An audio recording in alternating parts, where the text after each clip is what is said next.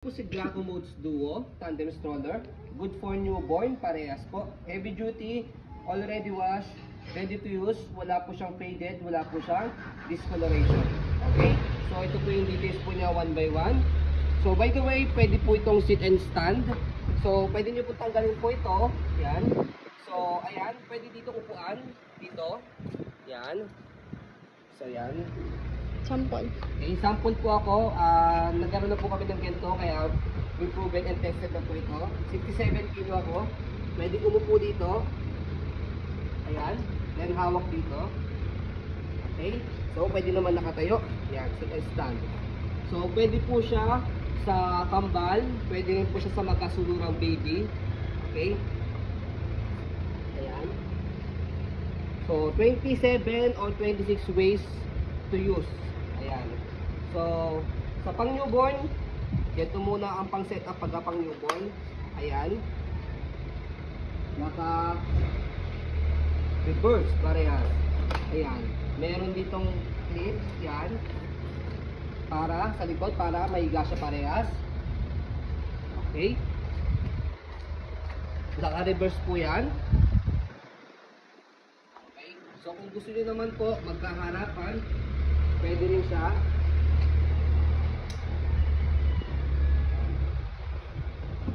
Sa magkaharapan, pwede rin siya. Parehas pang newborn.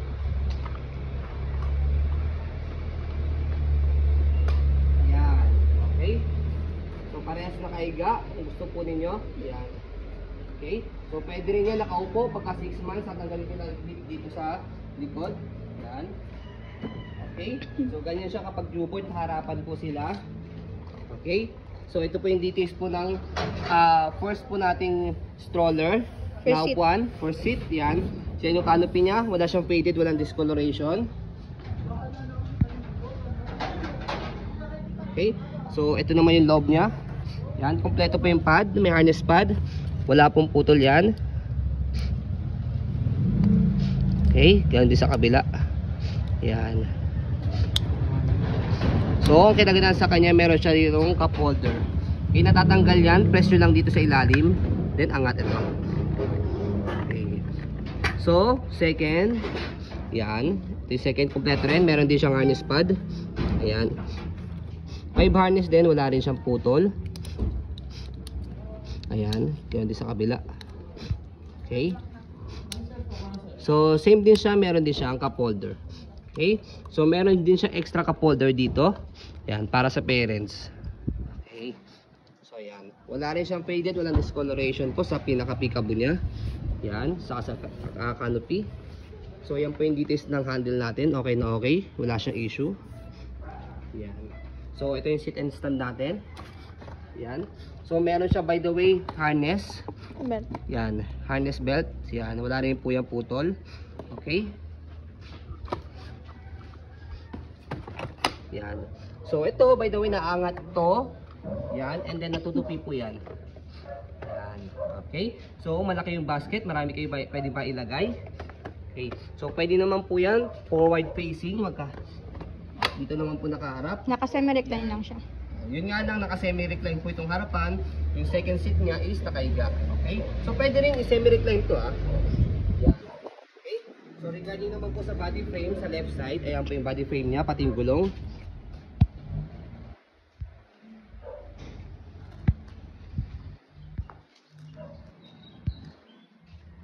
Walang hard scratch o silver scratch ako nakita. Ganda pa po.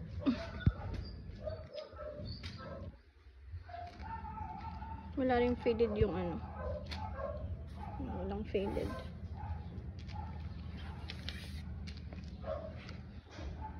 Yung wheels.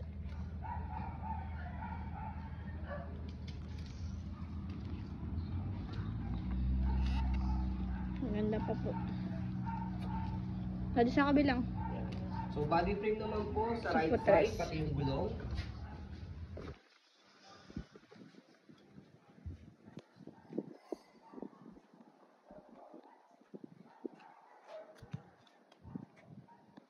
May sticker pa siya dito. Tatanggalin nyo na lang po. Hindi po siya scratch. Ano siya tawag? Tape. Tape yan.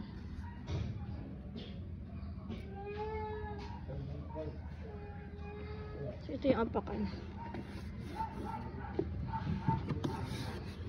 Ikabuk So, lang. ayan yung tapakan niya sa likod. Stopper. So, yung stopper niya ito, kailangan nyo lang po siyang iangat tapos baba para mag-lock. Yan. Ito yung isang wheels. Tapos angat nyo lang po. Extra wheels yan sa likod. Para kung sakaling mabigat si toddler nyo, meron pa siyang isang wheels. Nag-swivel yung harap, daddy. Yes, ayan. Parehas nag-swivel yung harap ng gulong. Lockable. Yes.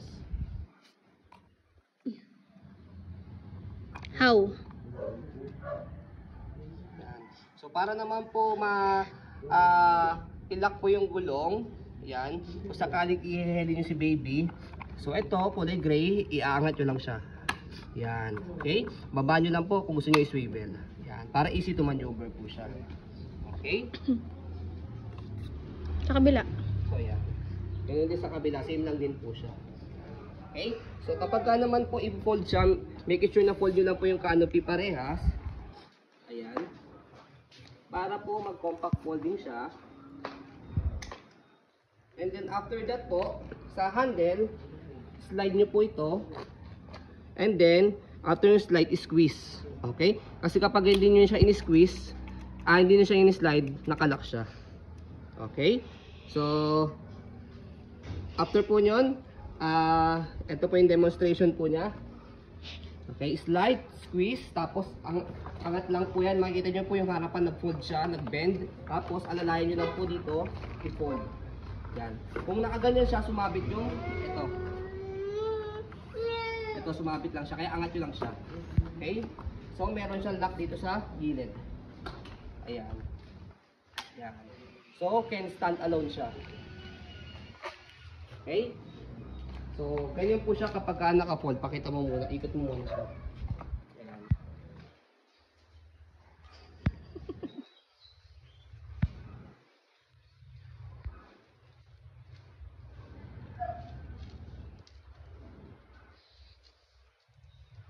Go. Okay? So, kapag naman po in-open siya, so madali lang din po siyang i-open. Tatanggalin nyo lang po yung pinaka-lock sa gilid niya. Okay? So, ito po. Tanggalin nyo lang po yung lock niya sa gilid. Push nyo lang siya, tapos angat lang po ito. And then, alalayan nyo lang po siya sa pagbuka. Yan. So, maglalak naman siya automatically pag nabuka nyo siya mabuti. Okay? So, ayan. Stroll po na natin muna. Doon. Yan. Para makita nyo po na wala po siyang issue kapag po ginamit po ninyo. So, testing po namin sa model po namin baby namin na 2 years old, 10 to 11 kilogram. So, ito. Say hello. Hello. Antok. Wala sa mood. Antok pa yan eh. Sabot, kakagising lang.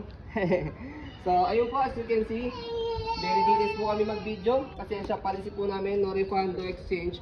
What you see is what you get. So, ayun po, sobrang worth the price po ito kung bibili po kayo ng brand new. Okay, so yun po, maraming salamat. Have a nice day and God bless po.